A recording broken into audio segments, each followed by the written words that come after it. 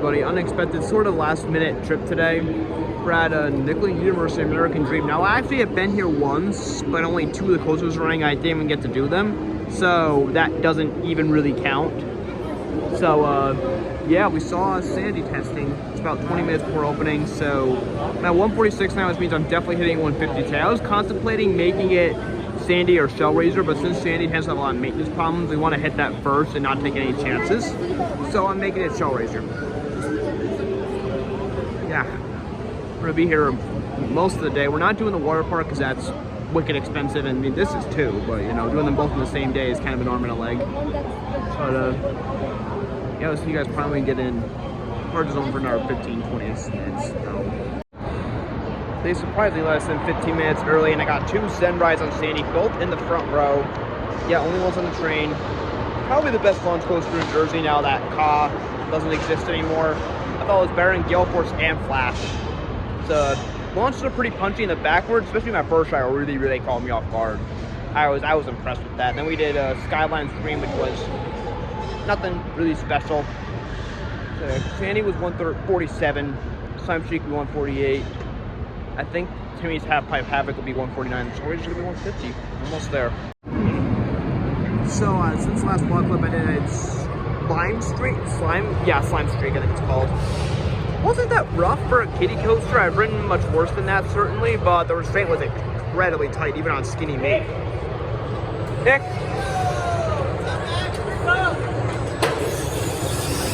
So then after that did Timmy's Half Pipe Havoc. I did purple and green.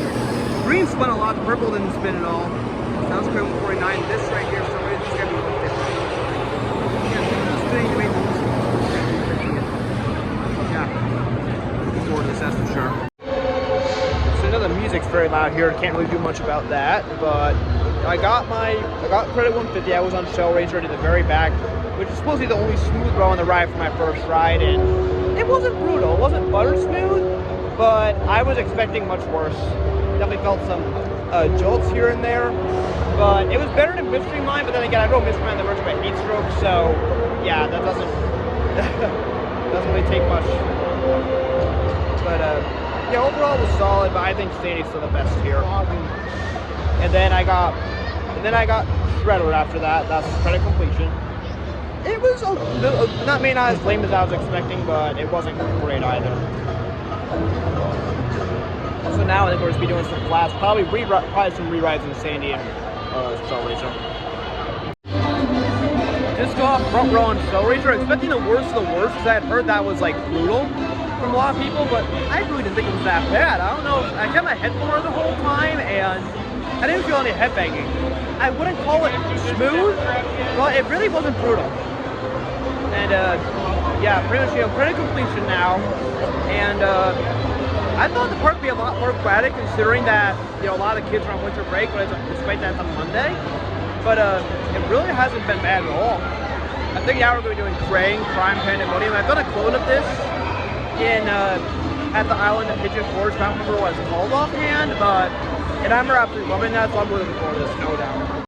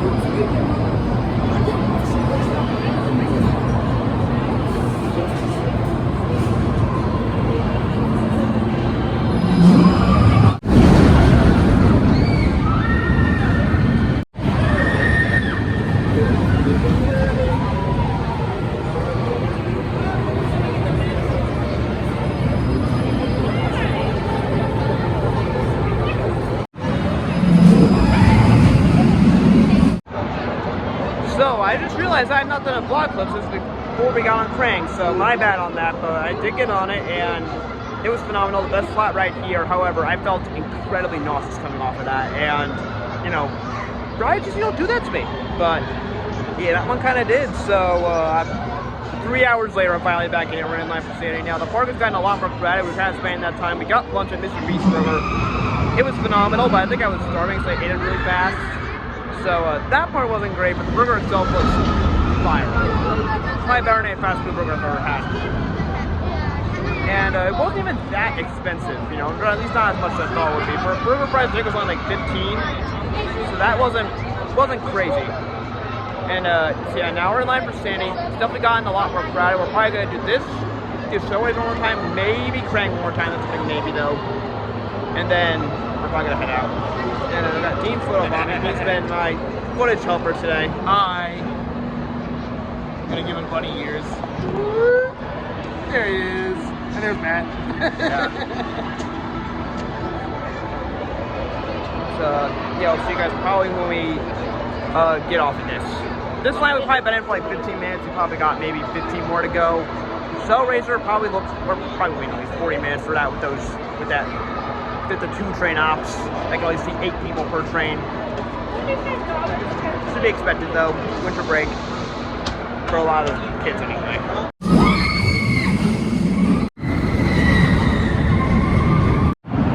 The footage man here. Just wanted to show that this is the remnants of the old Invader Zim's Flip and Spin of Doom. It was a bumper car style. I don't even know how to quite explain it. It was like it's like a flippy thing. Like you have controls. It's kind of like Jimmy Neutron Atom Smasher, where it flips, but you're in a bumper car. You're bumping people. Yeah. The sad state is now that it's backstage. There's a Shellraiser train over here actually. It's just sitting here away from the main track. I mean, Shellraiser's like literally right above us. You can see here. But yeah, this is the sad state of Invader Zim Flip and Spin of Doom. Like, it never even got a proper send-off. Like a certain other green coaster we don't talk about. But yeah. they literally gave it no send-off. No one noticed it except for me when they took it off the website. And they're just like, I don't think anyone will notice. But I know, because this was actually a pretty cool bumper car ride. So yeah, sad state of Invader Zim. Now you can see here, the sign is actually still here, but yeah, no, for some reason it's just now storage. Like, I don't know if they can physically do anything about this sign. It just sits here underneath Sandy's. But yeah, here's a memory of 2019, because it only lasted for 1 season. It's now just backstage. Yeah.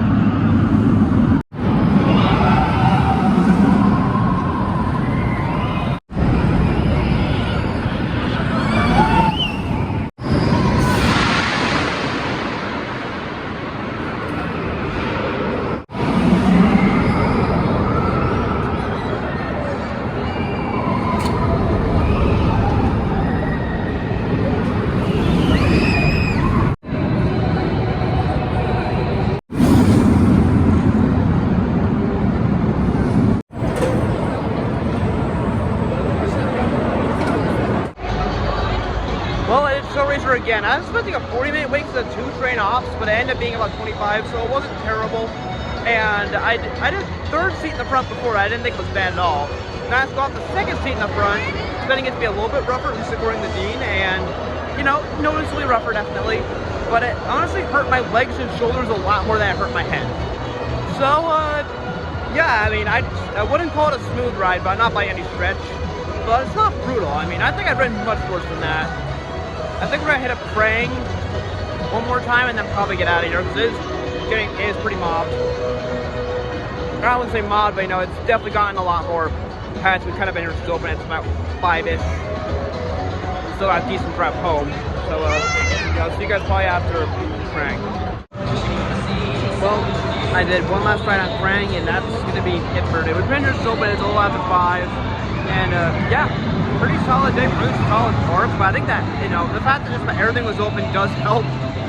But yeah, I was able to get a total of 6 rides on Sandy, 3 on Shellraiser, 2 Slime Street, yeah, I was not going to do that twice, 3 on Timmy's Half-Life Havoc, 1 on Shredder, 1 Skyline Stream, 1 on Aang's Air Gliders, 1 on the Jimmy Neutron Atom Smasher. I don't remember if I mentioned that or not, but yeah, that one was pretty fun. And 2 rides on Krang. Yeah, pretty solid visit. It's gotten pretty crowded, which is pretty much why we're heading out, but yeah, solid time. You know, it's only a couple days left in the year, so it'll definitely be my last park trip of the year. But yeah, I don't know, would I pay $85 to come here consistently? I don't think so, but it's a nice little park. So pretty much it.